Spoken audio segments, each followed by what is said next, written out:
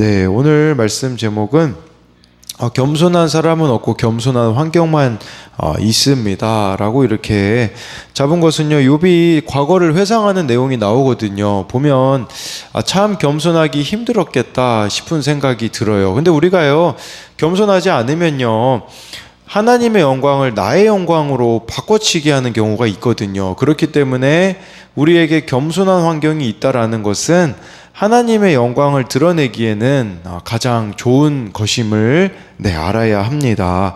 1절 2절을 보면요, 욥이 풍자하여 이르되 나는 지난 세월과 하나님이 나를 보호하시던 때가 다시 오기를 원하노라.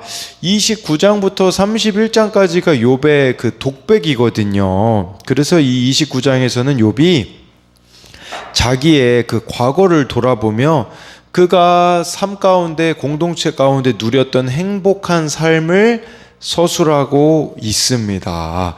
예, 그랬을 때 2절에 나는 지난 세월과 하나님이 나를 보호하시던 때가 다시 오기를 원한다고 이렇게 말해주고 있어요.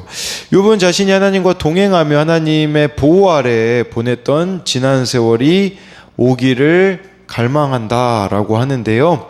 여기서 이 하나님이 나를 보호하시던 때, 이것을 영어 성경 ESV 성경으로 보니까요, 이렇게 나오더라고요. 하나님이 나를 지켜보시던 때처럼. 예, 이 말이 무슨 말이냐면, 욥에게 있어서 가장 큰 의미가 있었던 일은 하나님이 자신의 삶을 사랑으로 지켜보신다는 것이었는데, 예, 이러한 보호가 가져다 축복 때문이 아니라 그 중심의 자리에 위치한 하나님과 나누던 교제 때문이었다라고 볼 수가 있습니다. 그래서 지금은 하나님이 침묵하시는 것 같잖아요. 이 고난 때문에요. 예, 그래서 욥은 그때 주님과 누리던 그런 교제의 시간을 그리워하고 있다라고 말하고 있는 것이죠. 그래서 이것에 대한 적용도 하나님과 가장 친밀했던 때를 기억합니까? 욥처럼 모든 것을 잃어도 끝까지 하나님만 붙잡겠다고 다짐합니까? 3, 4절을 보면요, 그때에는 그의 등불이 내 머리에 빛이었고 내가 그의 빛을 힘입어 암흑에서도 걸어 다녔느니라.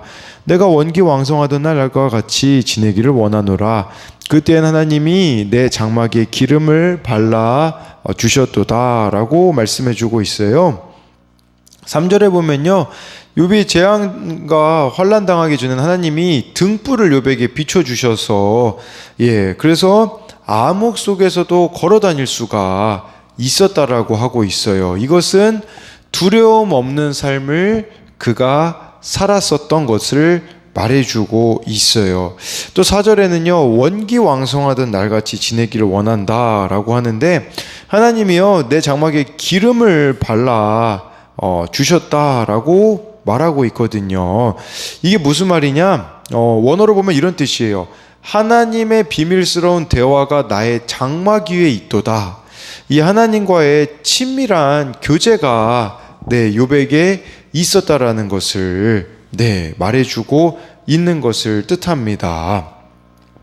예, 그러나 우리가 알아야 되는 것은 믿음의 현주소는요, 한계 상황에 드러난다라는 사실이에요. 우리도 참 암흑과 같은 상황에서 우리가 어떤 생각과 말을 하느냐에 따라 믿음이 갈리잖아요. 욥은 어떻게 보면 이 고난의 시간이 방황과 같은 시간이 아니겠습니까? 그럼에도 등불 되시는 그 하나님을 향한 절박한 마음이 그에게 있다라는 것을 볼 수가 있습니다. 그래서 이것에 대한 적용도 인생의 어떤 암흑기를 경험하셨습니까? 그 가운데서 말씀의 등불이 비추어져 살아난 간증이 있습니까? 현재의 고난을 말씀으로 해석하지 못해 과거의 부귀영화만 회상하며 그때로 돌아가길 원하고 있진 않습니까? 그래서 정말 현재의 고난을 말씀으로 해석하게 되어지는 거, 그게 진정한 복이 아니겠습니까? 5절 6절에요. 그때에는 전능자가 아직도 나와 함께 계셨으며 나의 젊은이들이 나를 둘러 있었으며 젖으로 내 발자취를 씻으며 바위가 나를 위하여 기름 시내를 쏟아냈으며 라고 해가지고요. 네, 5절에는 욥이 전능자가 하나님이 욥과 함께 하셔서 젊은이들에게 둘러싸여 있었다고 말해주고 있어요. 이것은 욥의 그 자녀들이 살아 있었을 때를 가리키기도 하고요. 그의 종들이 살아 있었을 때, 그리고 욥은 젊은이들의 멘토와 스승이 되었었던 사람이었음을 말해주고 있는 것이에요. 6절에는요, 젖으로 내 발자취를 씻었다. 젖으로 자신의 발을 씻을 정도로 많은 가축을 소유했었다라는 것이에요. 그러니까 이것은 먹거리와 마실거리가 풍성해 사방이 흘러 넘쳤다라는 뜻이죠.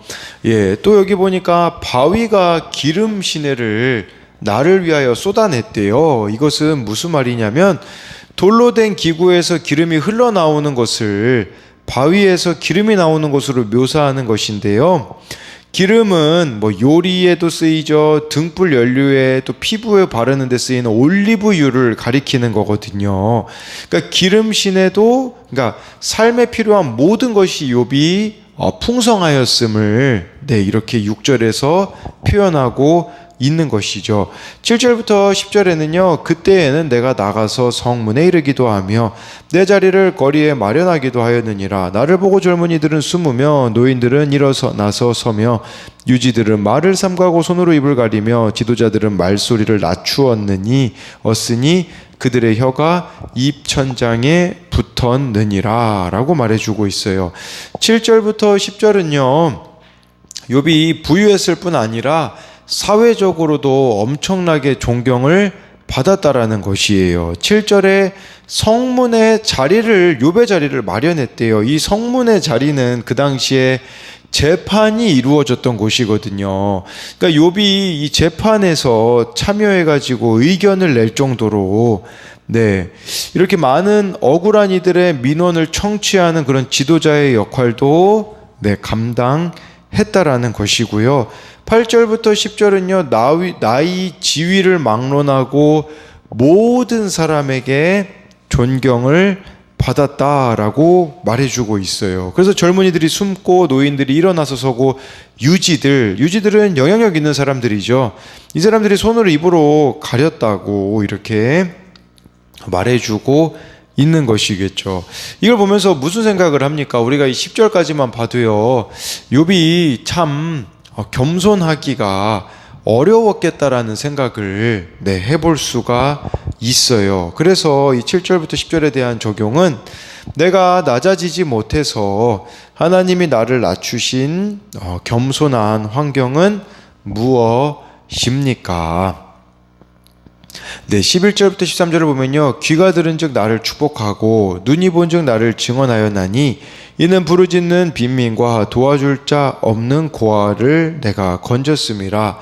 망하게 된 자도 나를 위하여 복을 빌었으며 과부의 마음이 나로 말미암아 기뻐 노래하였느니라 라고 이렇게 말해주고 있어요.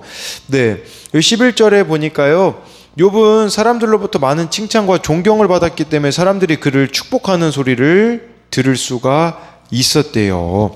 눈이 본즉 나를 증언하였나니 라는 것은 사람들이요, 증인으로 부를 때 욥을 부르는 것을 주저하지 않았다라는 거예요. 그만큼 많은 사람들이 욥을 신뢰하였다라는 거겠죠. 12절 13절에 욥을 사람들이 신뢰하는 이유가 나와요. 그 이유는 12절에 부르짖는 빈민 도와줄 자 없는 고아를 건지기도 하였고요. 13절에 망하게 된 자를 돕기도 하였다고 해요. 그리고 또 과부도 돌아보니까요, 과부의 마음이 나로 말미암아 기뻐 노래하느니라는 것은요, 이것은 이제 원어로 보면 이런 의미예요. 나는 과부의 마음으로 하여금 기뻐 환호성을 지르게 했다. 그러니까 과부가 이 욥이 참 도와주니까 너무 기뻐가지고 환호성을 부를 정도였었다라고 말해주고 있는 것이에요. 그러니까 지금 욥이 이 이야기를 하고 있다라는 것은 또 어떤 의미겠습니까? 바로 소발의 2차 그 발언, 또 엘리바스의 3차 발언에 이런 부분이 나오거든요. 욥이 그 가난한 자, 약자들을 돕지 않았다라는 그런 내용들이 있거든요. 그래서 너 지금 고난 가운데 있는 거다에 대한 또 반론이라고도 볼 수가 있어요. 이렇게 약자들을 돌아보았던 그의 모습이 있었다라는 거겠죠. 14절부터 17절을 보면요, 내가 의를 옷으로 삼아 입었으며 나의 정의는 겉옷과 모자 같았느니라. 나는 맹인의 눈도 되고 다리 저는 사람의 발도 되고 빈궁한 자의 아버지도 되며 내가 모르는 사람의 송사를 돌보아 주었으며 불의한 자의 턱뼈를 부수고 노획한 물건을 그 이새에서 빼내 얻느니라 라고 말해주고 있어요. 욥이 이렇게 공동체에서 공경당한 자들 있잖아요. 이들을 돌보고 자비를 베풀 수 있었던 것은 14절에 보니까 의를 옷으로 삼았대요. 이 의는요, 공의입니다. 공의를 옷으로 삼아 입었고 정의를 겉옷과 모자 같았다라는 것은요, 공의와 정의가 없어서는 안 되는 의복처럼 욥은 늘 이렇게 착용하는 삶을 살았다라는 거겠죠.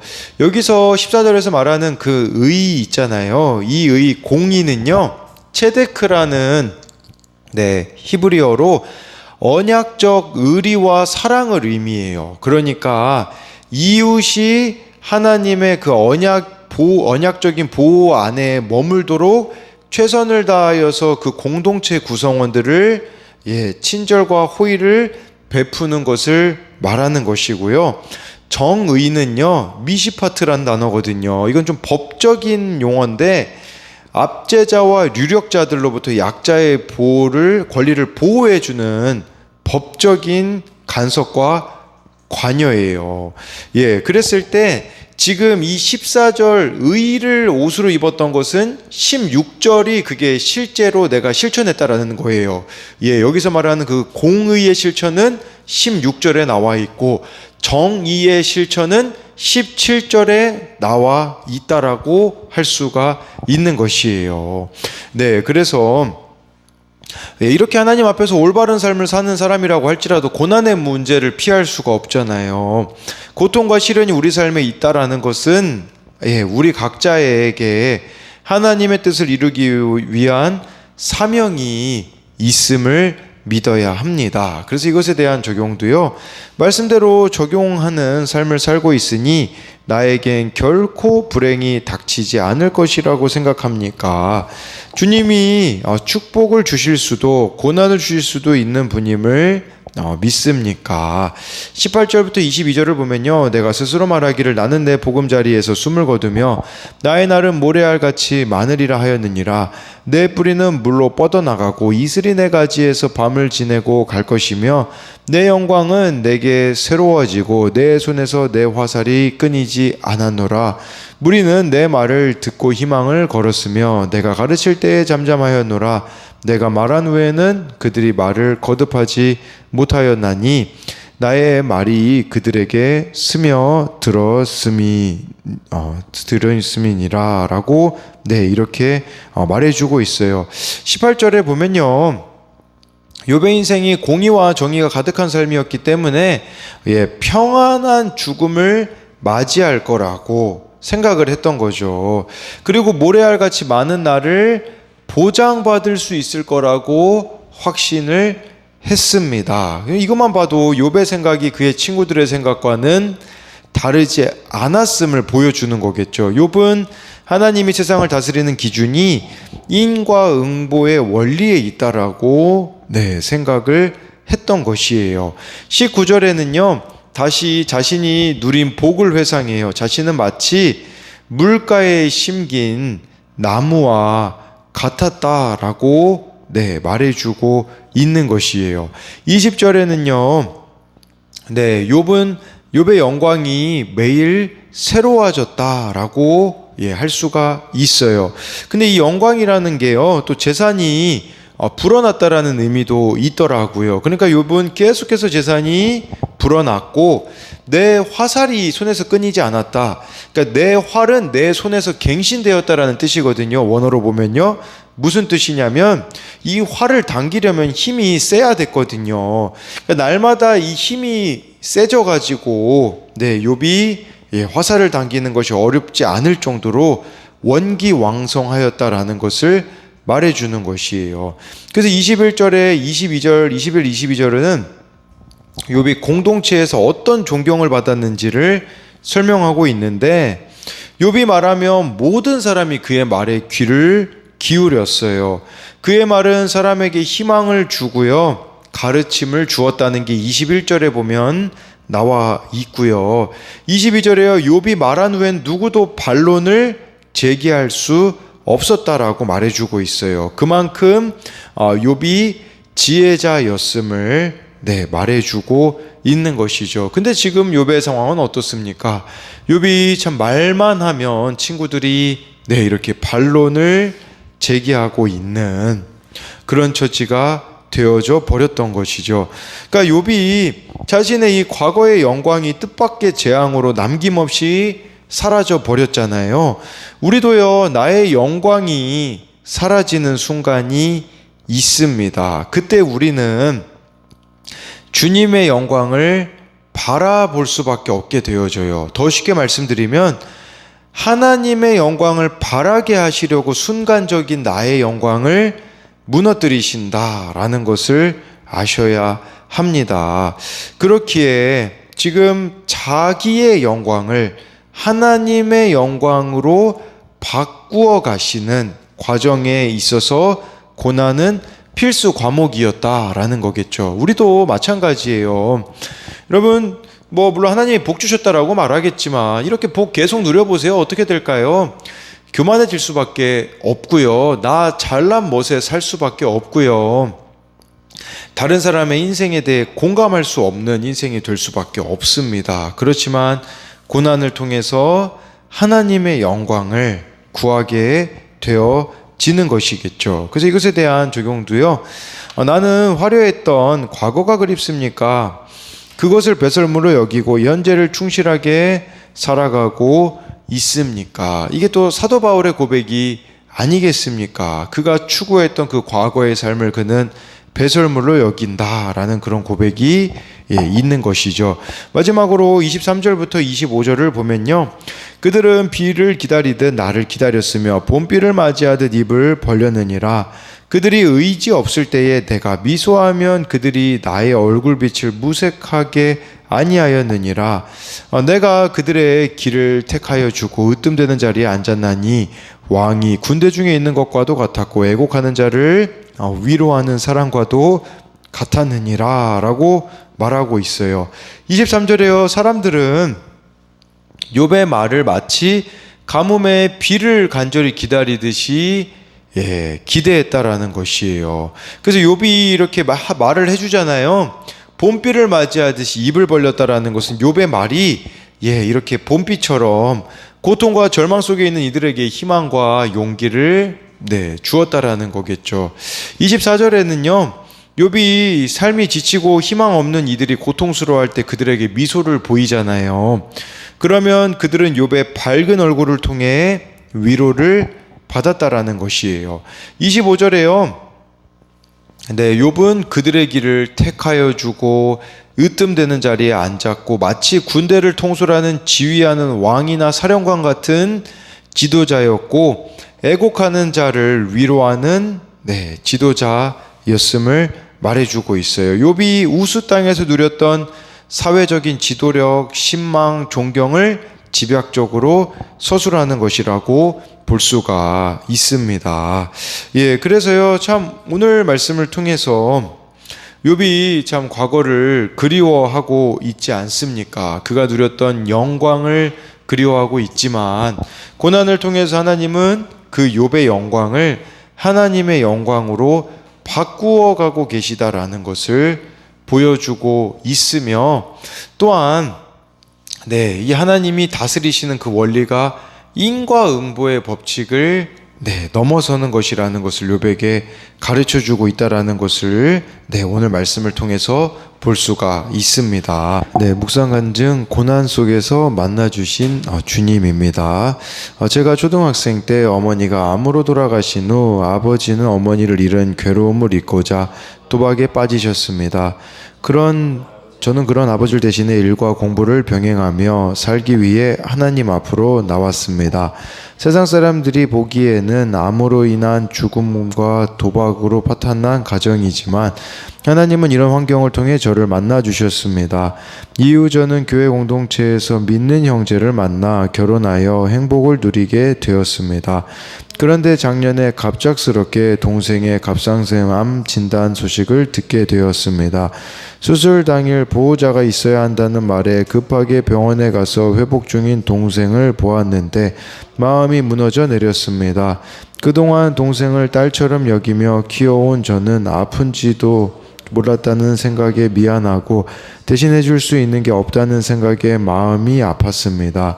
그동안 저는 가족 고난으로 내 삶은 뒤로 한 채 친정 식구들을 먼저 챙기며 살아왔습니다. 하나님이 세우신 가정의 머리는 아버지인데 내가 나서서 사건을 수습하느라 질서를 지키지 못했습니다. 그러다 보니 결혼 후 원가족으로부터 독립은 했지만 여전히 친정 식구들과 분리되지 못하고 있었습니다. 그런데 동생의 암 사건으로 제 마음 깊은 곳에 우리 가족은 고난받기 전에 욥처럼 편하게 하나님을 만나 행복하게 살았으면 하는 기복이 있음을 알게 되었습니다.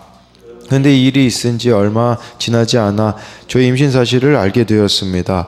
이후 저는 육체적으로도 힘든 가운데 하나님이 왜 이렇게 빨리 아기를 주셨을까 생각하며 임신 기간을 보냈습니다. 그러자 하나님이 지금껏 소홀히 한 제 감정을 만져주시고 저의 가족 우상과 기복신앙을 깨달아 돌이키게 하시려고 아기를 허락하셨음을 알게 되었습니다. 앞으로는 친정 식구들의 일로 마음이 요동할 때마다 공동체에 잘 묻고 말씀에 순종하여 원가족과 건강하게 분리되기를 원합니다. 또 아기를 통해 남편과 제가 더욱 하나 되기를 기도합니다. 적용하기입니다. 친정 식구들에게 힘든 일이 찾아와도 나서서 수습하기보다 잠잠히 기도하겠습니다. 아기가 알아듣지 못해도 날마다 새싹 큐티인 말씀을 읽어주겠습니다.